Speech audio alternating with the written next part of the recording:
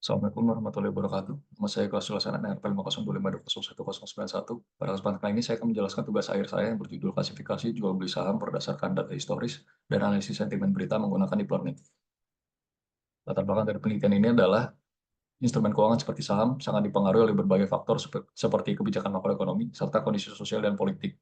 Dan beberapa penelitian juga membuktikan bahwa faktor-faktor seperti sentimen dari berita saham dan data historis saham mampu meningkatkan akurasi dalam membuat keputusan. Sehingga pada penelitian ini digunakan metode deep learning untuk melatih gabungan dari kedua data tersebut, yaitu data historis dan data berita saham, dengan fokus pada emiten dalam sektor finansial dan sektor bahan dasar dari indeks LQ45.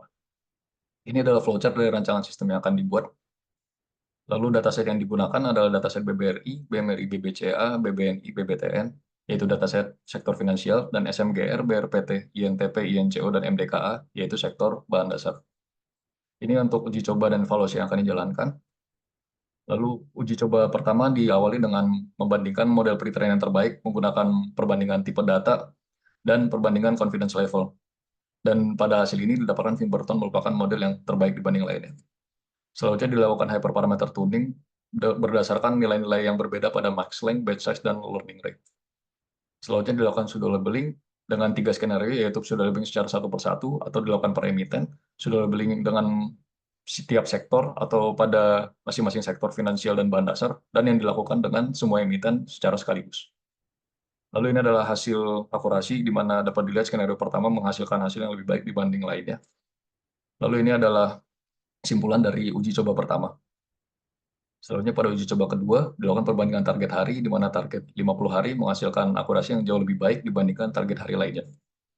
Lalu untuk perbandingan performa menggunakan beberapa label, dapat dilihat 3 label menghasilkan hasil yang lebih baik dibanding lainnya, namun 4 label akan digunakan pada penelitian lebih lanjut karena mampu memberikan wawasan yang lebih mendalam bagi pengambil keputusan. Selanjutnya untuk perbandingan threshold, threshold antara 11% dan 14% didapatkan 13% sebagai akurasi yang terbaik dibanding threshold lainnya. Ini adalah kesimpulan dari uji coba kedua. Dan untuk fitur-fitur yang digunakan pada proses trend testing ada pada data historis, indikator teknikal, dan sentimen berita. Ini adalah struktur neural network yang akan digunakan. Lalu untuk uji coba yang pertama pada uji coba ketiga, yaitu perbandingan menggunakan fitur RFCV, PCA, OHLCV, atau fitur Open High Low Close Volume yang didapat dari data awal data historis saham, serta menggunakan semua indikator. Dan di sini dapat dilihat bahwa penggunaan data semua indikator saham dengan model Bigru menghasilkan akurasi yang terbaik. Selanjutnya untuk perbandingan performa berdasarkan sliding window, dapat dilihat bahwa sliding window 30 hari dengan menggunakan metode voting classifier menggunakan semua metode, menghasilkan akurasi yang jauh lebih baik dibanding sliding window lainnya. Ini adalah kesimpulan dari uji coba ketiga, dengan nilai akurasi terbaik 94%, dengan voting classifier sliding window 30 hari menggunakan semua indikator termasuk sentimen. Ini adalah confusion matrix dari model terbaik tersebut. Dan ini adalah perbandingan evaluasi model menggunakan model general atau model umum, model per sektor, dan model per emiten. Dari sini dapat dilihat bahwa rata-rata seluruh emiten masih kalah dengan rata-rata sektor finansial. Dan di sini jika dibandingkan dengan model machine learning, dapat dilihat model machine learning menghasilkan hasil yang lebih baik dibandingkan deep learning, namun deep learning unggul dalam emiten BBRI, BMRI, dan BBCA.